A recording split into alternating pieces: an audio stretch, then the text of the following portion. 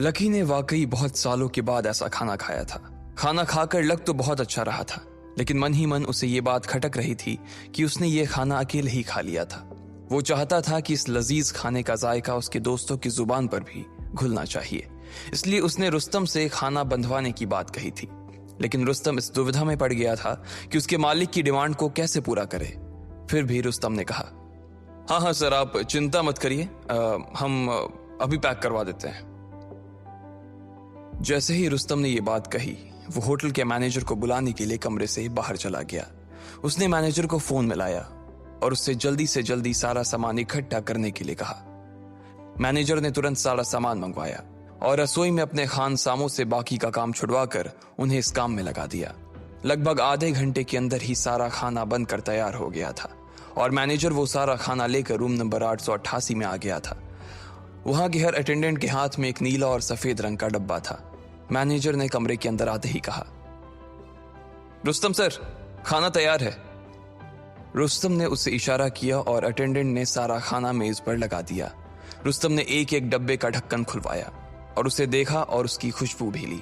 फिर उसने खाना लकी को दिखाया और बोला, सर आप देख लीजिए, सब कुछ ठीक है ना? अगर आपको और किसी चीज की जरूरत हो तो मुझे बताइए, हम अभी रेडी करवा देते हैं।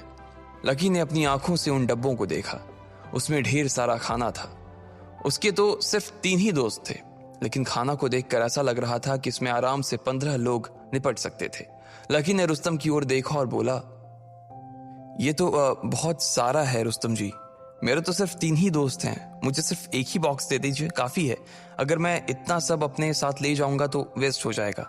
अगर आप चाहें और ये रिटर्न हो सके तो रिटर्न कर दीजिए, और अगर रिटर्न ना हो तो इसे बाकी लोगों में ही बंटवा दीजिए। लकी ने मुस्कुराते हुए अपने लिए एक डब्बे का ढक्कन लगा लिया था। मैनेजर ने डिब्बे के साथ एक बॉटल वाइन भी रखवा दी थी। जैसे ही लकी उस डब्बे को उठाकर निकलने लगा तो रुस्तम उसके हाथ से डब्बा लेने के लिए आगे आया और बोला, अरे अरे सर, आप इसे क्यों उठा रहे हैं? लाइए, मैं इसे उठाकर रखवा देता हूं। लकी ने काफी कोशिश की कि वो डब्बा अपने ही हाथ में रखे, लेकिन रुस्तम डांगी माना ही नहीं और उसने आखिरकार लकी के हाथ से वो डब्बा ले लिया और उसके पीछे पीछे चलने लगा। उसके समूह के बाकी लोग भी लकी के साथ उसके पीछे ही चल रहे थे। ठीक है रुस्तम जी, लंच के लिए थैंक यू, आप लोगों से मिलकर बहुत अच्छा लगा। अब प्लीज आप लोग तकलीफ मत लीजिए, मैं यहां से अपने लिए टैक्सी ले लूंगा। लकी ने सभी लोगों को देखा और रुस्तम से कहा। जैसे ही लकी का यह कहना हुआ कि इतने में रागिनी भीड़ से निकलकर बाहर आई और उसने लकी से कहा, सर आप टैक्सी मत लीजिए, मेरी कार यहीं खड़ी है, मैं आपको छोड़ दूंगी। रागिनी की आंखों में चमक थी, वो लकी के ऊपर से नजर ही नहीं हटा पा रही थी। लकी देख पा रहा था कि खाना खाते हुए भी रागिनी बार बार लकी की ओर देखी जा रही थी। अब जैसे ही रागिनी ने लकी को अपने साथ चलने का ऑफर दिया तो वो सोच में पड़ गया। उसका मन तो कर रहा था कि वो हाँ कर दे, और ये भी कर रहा था कि ना कर दे। ना वो इसलिए करना चाह रहा था क्योंकि वो नहीं चाहता था कि कॉलेज में लोग उसे घूर कर देखें।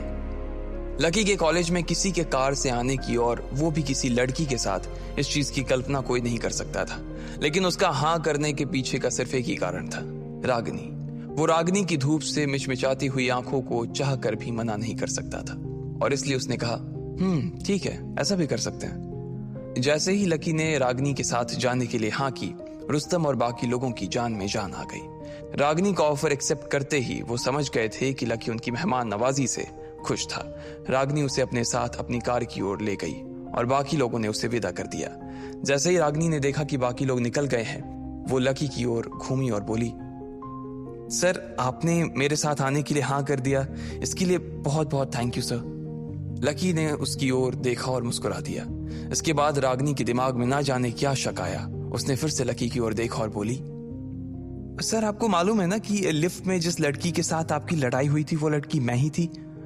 I am really sorry sir, मुझे नहीं मालूम था कि मैंने आपके ऊपर डाउट किया, आपको इतना कुछ कह दिया, इसके लिए आप मुझे माफ कर दीजिए सर, प्लीज।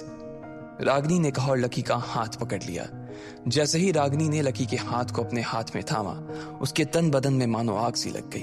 उसे उम्मीद नहीं थी कि रागिनी इतनी जल्दी इसके बारे में बात करना शुरू कर देगी। लकी सक पकाया और उसने कहा, अरे ये सब तुम क्या कर रही हो रागिनी, इसकी कोई जरूरत नहीं है, गलती मेरी भी तो थी। मुझे तुम्हें इस तरह से लिफ्ट में देखकर तुम्हें परेशान नहीं करना चाहिए था, इसलिए माफी तो मुझे तुमसे मांगनी चाहिए। और अब की बार लकी ने रागनी का हाथ पकड़ लिया। रागनी ने भी नहीं सोचा था कि इतना बड़ा आदमी आगे से चलकर उससे माफी मांगेगा। वो उसकी सादगी की दीवानी हो गई थी। लिफ्ट में उसने लकी के प्रति अपने दिमाग में जो छवि बना ली थी, लकी उससे बिल्कुल अलग निकला था। जैसे ही लकी ने उसके हाथ को अपने हाथ में लिया, रागनी ने फिर से अपना हाथ छुड़वाया और अपने ही हाथ से फिर से लकी का हाथ पकड़ते हुए बोली, अरे नहीं सर, आप माफी क्यों मांग रहे हैं? मुझे तो बस इस बात की खुशी हो रही है कि इतने बड़े आदमी ने मुझे देखा। मुझे उम्मीद है सर कि आप मेरे रूड बिहेवियर की वजह से नाराज नहीं होंगे। अगर मैंने अपने मुंह से कुछ भी उल्टा सीधा कह दिया हो तो मुझे माफ कर दीजिएगा सर, प्लीज। रागनी ने कहा और उसके आगे हाथ जोड़ने लगी। जब लकी को लगा कि यह माफी मांगने और माफ करने का सिलसिला इतनी जल्दी खत्म नहीं होने वाला था, तो उसने बात को वहीं खत्म करते हुए कहा, अच्छा चलो ठीक है, जो हुआ उसे भूल जाओ और गाड़ी स्टार्ट करो। रागनी ने देखा कि लकी के चेहरे पर वही सादगी भरी मुस्कान थी जिसे देखने के लिए वो बार बार लकी की ओर देखती। उसके पतले पतले होठ किसी फूल की पत्तियों की तरह लग रहे थे और जैसे ही वो खिलते थे तो लगता था कि पूरे मौसम में खुशबू फैल गई हो। ओके सर, ठीक है, रागनी ने शर्माते हुए कहा और कार अनलॉक कर दी। लकी और रागनी गाड़ी में बैठे और देखते ही देखते उनकी गाड़ी ने लकी के कॉलेज जाने वाली सड़क को पकड़ लिया था। लकी ने अपनी जेब से फोन निकाला और अमित को फोन करके पूछा, कहाँ हो तुम लोग?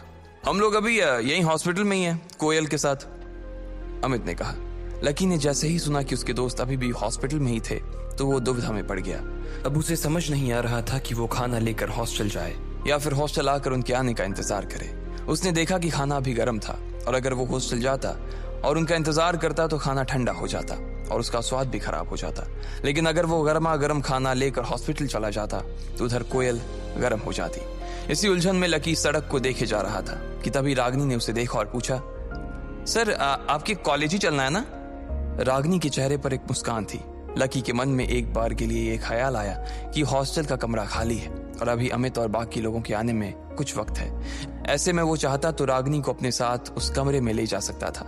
उसके दिल की धड़कन में थोड़ा इजाफा हो गया था, लेकिन इससे पहले कि वो उसे लेकर हॉस्टल जाता, उसने अपने आप को शांत करते हुए कहा, नहीं, हम लोग हॉस्पिटल चलते हैं, वहां पर मेरी एक फ्रेंड एडमिट है। लकी ने कहा, ठीक है सर, फिर मैं उधर ही गाड़ी मोड़ लेती हूँ, रागनी ने कहा और गाड़ी को सिटी हॉस्पिटल की तरफ मोड़ लिया। लकी को थोड़ी देर बाद महसूस हुआ कि रागनी की पूरी गाड़ी में उसके परफ्यूम की महक घुल गई थी। इतनी मोहक खुशबू थी वो कि लकी उसे जितना समेटता जा रहा था वो उतनी ही कम पड़ती जा रही थी। जब लकी का दिल सिर्फ खुशबू से नहीं भरा तो उसने रागनी को देखने के लिए अपना चेहरा हल्का सा उसकी दिशा में घुमा लिया। लेकिन जैसे ही उसने देखा कि रागनी उसे ही देख रही थी तो उसने तुरंत अपनी नजर नीचे कर ली।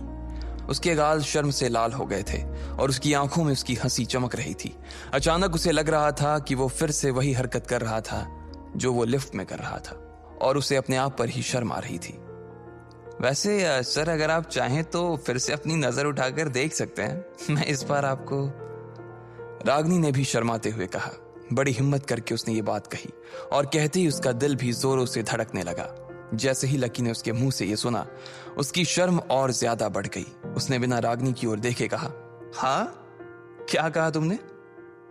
मैंने पहले भी यही कहा था कि अगर सर की नजर मेरे ऊपर पड़ती है तो ये मेरे लिए एक बहुत बड़ी ब्लेसिंग है, इसलिए आप चाहें तो, रागनी ने कहा और मुस्कुराते हुए सड़क की ओर देखने लगी। लकी भी मुस्कुराने लगा। उसके पास कहने के लिए कुछ नहीं था। उसके दिल की धड़कन उसकी जुबान से ज्यादा बोल रही थी। लकी ने फिर भी रागनी को झलक भर ही देखा था और उसका मन किया कि वो अपनी आंखों को हमेशा हमेशा के लिए रागनी के ही नाम कर दे। उसके गाल, उसके कान और उसकी उंगलियां, उन सब में कोई जादू सा था। लकी ने अपनी जिंदगी में इतनी खूबसूरत लड़की को इतने पास से कभी नहीं देखा था। देखते ही देखते कब सिटी हॉस्पिटल आ गया पता ही नहीं चला। रागनी ने देखा कि लकी उसे अभी भी देख रहा था तो उसने गाड़ी का हॉर्न बजा दिया। जैसे ही लकी का ध्यान टूटा, रागनी ने सामने की ओर इशारा किया। लकी ने देखा कि उनकी गाड़ी हॉस्पिटल के सामने आकर खड़ी हो गई थी। ओह, तो हम पहुंच भी गए, थैंक यू, अब मैं यहां से टैक्सी ले लूंगा, लकी ने कहा। उसे इतनी जल्दी सफर खत्म होने का बहुत मलाल हो रहा था। फिर वो गाड़ी से नीचे उतरा और उसके पीछे पीछे रागनी भी नीचे उतर गई। इससे पहले कि लकी अपना हाथ खाने का डब्बा लेने के लिए आगे बढ़ाता, रागनी ने अपने हाथ से वो डब्बा निकाला और लकी की ओर बढ़ा दिया। Thank you so much, lucky ने मुस्कुराते हुए कहा और फिर से एक बार रागनी को निहार लिया। रागनी भी शर्माई और गाड़ी की ओर जाते हुए बोली, तू ही सिया कराम राधा का तू ही श्याम लिया। रागनी भी शर्माई और गाड़ी की ओर जाते हुए बोली, फिर मिलेंगे सर, आपसे मिलकर बहुत अच्छा लगा। लकी ने उसकी ओर हाथ हिलाया और रागनी भी लकी की ओर हाथ हिलाते हुए वहां से निकल गई। रागनी की गाड़ी को विदा करने के बाद लकी हॉस्पिटल के अंदर दाखिल हो गया था।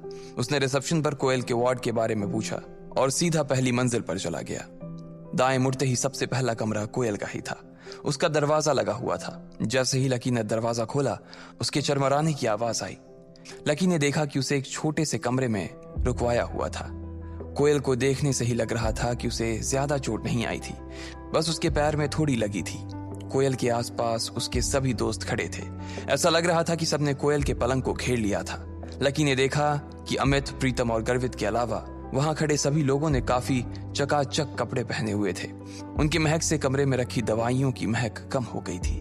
लकी ने देखा कि कोयल के पलंग के पास ढेर सारे तोहफे भी रखे हुए थे। उनमें से कुछ फूलों के गुलदस्ते थे, तो कुछ गेट वेल सून के कार्ड थे और कुछ ड्राई फ्रूट्स के छोटे छोटे डब्बे थे। देखने में वो सब काफी रंग बिरंगे और सुंदर लग रहे थे। सब लोग कोयल के आसपास खड़े होकर बातें कर रहे थे और हंसी मजाक कर रहे थे। लेकिन जैसे ही कमरे का दरवाजा खुलने की आवाज आई तो सभी लोग पीछे मुड़े। उन्होंने देखा कि वहां लकी खड़ा था और उसके हाथ में खाने का एक डिब्बा था। लकी ने इतनी सारी नजरों को अपनी ओर आता देखा तो घबरा गया। उसे उम्मीद नहीं थी कि इतने छोटे से कमरे में उसकी मुलाकात इतने सारे लोगों से हो जाएगी। वैसे लकी खुद भी यहाँ पर कोयल से मिलने के लिए नहीं आया था, बल्कि वो तो सिर्फ अमित और उसके दोस्त को ये खाना देने के लिए आया था। लेकिन अब बाकी सब लोग उसकी ओर देख रहे थे और कोयल भी उसकी ओर देख रही थी, तो लकी को जबरदस्ती मुस्कुराना पड़ा और उसने कोयल से पूछा, कोयल तुम ठीक हो? कोयल ने उसकी बात का जवाब नहीं दिया। वो उससे आज फिर से नाराज थी। लकी को तो मालूम ही था कि उसे उसकी ऐसी ही शक्ल देखने को मिलने वाली थी, इसलिए उसने उस पर ज्यादा ध्यान नहीं दिया। उधर कोयल ने तो उसकी बातों पर ज्यादा ध्यान नहीं दिया था, लेकिन दिशा लगातार उसके हाथ की ओर देखे जा रही थी। लकी के हाथ में नीला डब्बा देखकर दिशा ने पूछा, ये तुम्हारे हाथ में क्या है? ये तो मैं खाना लेकर आया था, लकी ने कहा। अच्छा, तो तुम हॉस्पिटल के अंदर बाहर से बना खाना लेकर आए हो? तुम्हें मालूम है ना, मरीजों को बाहर का खाना नहीं खिलाते हैं, दिशा ने कहा और लकी की ओर ऐसे देखने लगी जैसे उसने कोई बड़ा गुनाह कर दिया हो। लकी फंस गया था। उसने कहा नहीं था कि वो ये खाना कोयल के लिए नहीं बल्कि अमित और उसके बाकी के दोस्तों के लिए लेकर आया था। अब वो क्या जवाब देता, उससे समझ नहीं आ रहा था। उसने पसीना पोंछने के लिए जेब में हाथ डाला, लेकिन उसे पता चला कि रुमाल उसकी जेब में नहीं था। उधर लकी की नाक में अस्पताल की खुशबू घुस गई थी। वहीं इधर रागनी की गाड़ी में से लकी की खुशबू जाने का नाम ही नहीं ले रही थी। रागनी को गाड़ी चलाते हुए ये महसूस हो रहा था कि लकी के उतर जाने के बाद भी उसकी महक गाड़ी में बनी हुई थी। पहले तो उसे लगा कि शायद ये उसका वहम है, लेकिन जब 2-3 बार उसने सूंघ कर देखा तो उसे पता चला कि वो सच में लकी की महक थी। जब रागनी ने गाड़ी को सिग्नल पर रोका और अपने बगल वाली सीट पर देखा तो पाया कि लकी का रुमाल वहीं गिर गया था। ये वही रुमाल था जिससे उसने रागनी की शर्ट पर लगा खून साफ किया था। ओहो, सर तो इसे यहीं भूल गए। अब रागनी ने सोचा कि वो अभी हॉस्पिटल से ज्यादा दूर नहीं आई थी, इसलिए उसे फिर से गाड़ी घुमाकर लकी को ये रुमाल देने के लिए जाना चाहिए था। अब आगे क्या होने वाला था? लकी कैसे अपने आप को कोयल के गुस्से से बचाता? और क्या रागनी उसे रुमाल देने के लिए हॉस्पिटल ला जाती? जब सब लोग लकी को रागनी के साथ देखते तो क्या सोचते? आपको क्या लगता है, क्या होंगे इन सभी सवालों के जवाब? कमेंट बॉक्स में कमेंट करके जरूर बताएं।